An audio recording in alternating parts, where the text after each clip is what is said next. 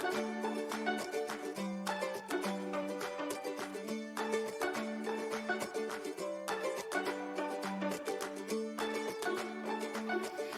this is Stephanie and Stacy with Cooking Times 2, and I'm here to talk to you today about a simple technique in making biscuits. I don't know about you guys, but I would make biscuits a lot more often if I didn't have to make such a mess, didn't have to get all the measuring utensils out, and this is just the easiest, most simple method for making biscuits. It is not anything new to me. I watch a lot of cooking videos. A lot of old cooks used to do this because every day they made biscuits, and they would keep their self-rising flour in a big bowl like this, and this is what they would do.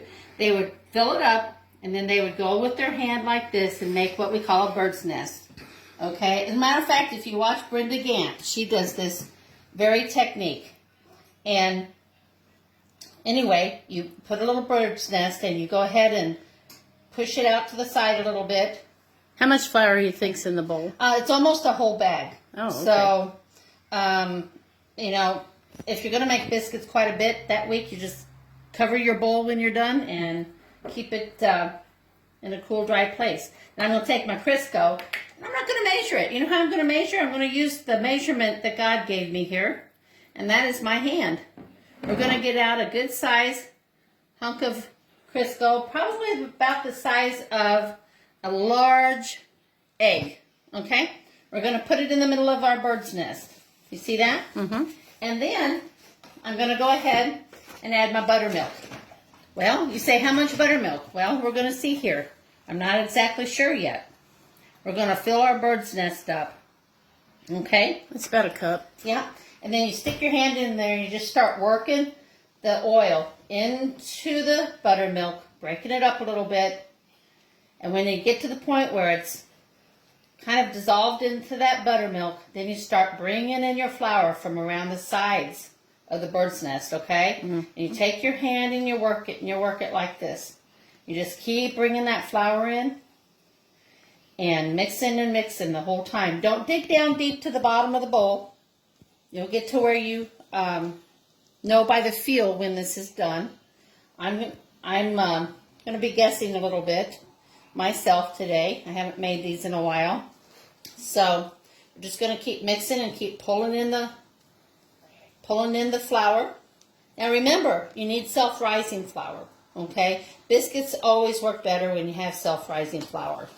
And you know what? We're not even going to have a rolling pin to mess with today. I mean, you pretty much need your hand, some Crisco, some self-rising flour, and a biscuit cutter, which I've got a makeshift biscuit cutter here, which if you watch Brenda Gant, you'll know she also uses a can. But, you know, I've moved a couple times in the last couple years, and I've lost my biscuit cutter, so that's what I'm doing for biscuits right now.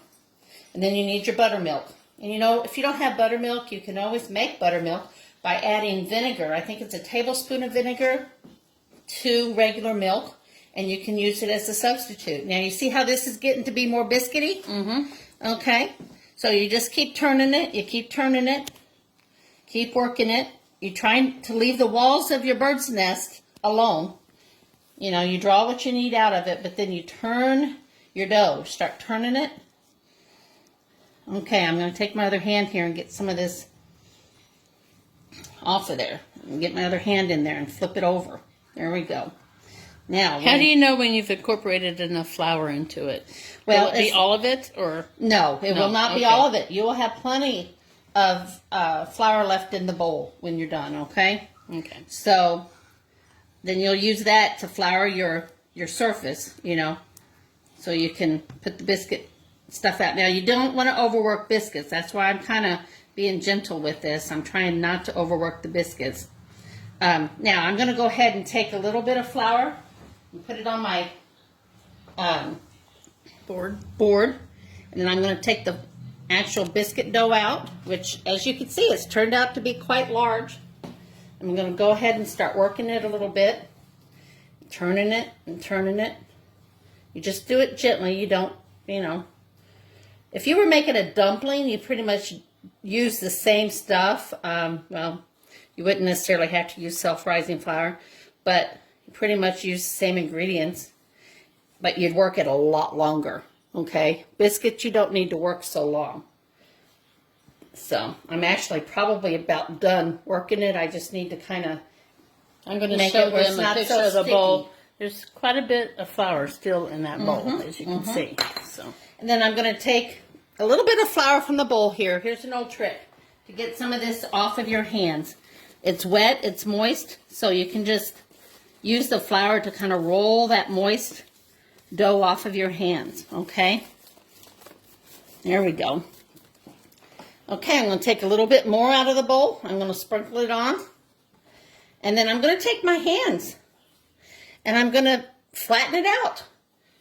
And I'm not going to use a rolling pin, okay? I'm just going to do this. Flatten it out. There we go. You see that? Mm-hmm. All right. It's a little bit more flour probably than what I need on there, on the surface. But that's okay. Then I'm going to take this, and where's my paper towel I had? Now I've got to go get a paper towel.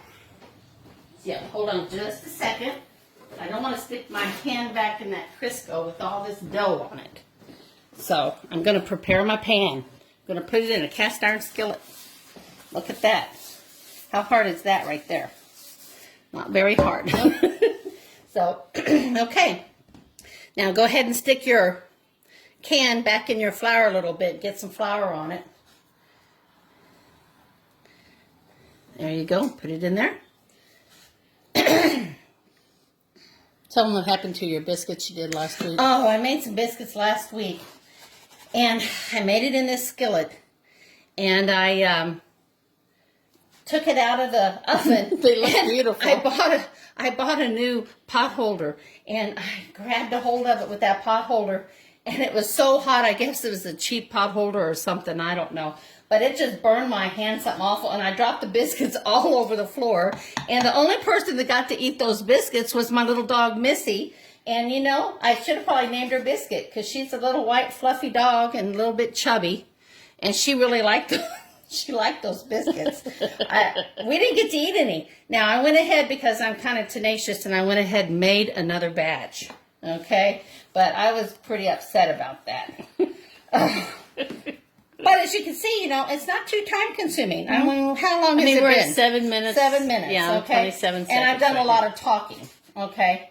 If you're in there by yourself, you wouldn't be You doing a can lot safely of talking. say once you get good at this, maybe 7 to 8 minutes So, you can be done. Take a shot of the biscuits. Okay. We're going to go ahead and call it good, because I can't fit Ooh, those those feel last really two in moist. there. Mhm. Oh, nice. And we're going to go ahead and stick them in the oven. Put them in. And the oven's been preheated to 450 degrees, okay? All right. Mm-hmm. So we're going to stick them in there. And we're going to cook them for about 10 minutes, and then I'm going to look at them. And if they're golden and they look done, they're done. Otherwise, we'll give them 2 more minutes after that. All right, okay? we'll be right back. And get those biscuits out. Been in here about 12 minutes. As you can see, they're looking pretty good. I probably should have put one less biscuit in this thing here. Ooh, but anyway, yeah, they are looking pretty good. So I'm going to go ahead and get one out.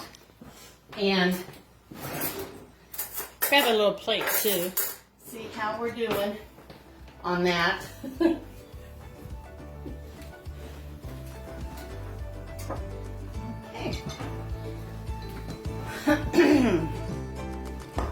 Okay, yeah, I could have stood with maybe putting one less biscuit in here. But anyway, look at that biscuit.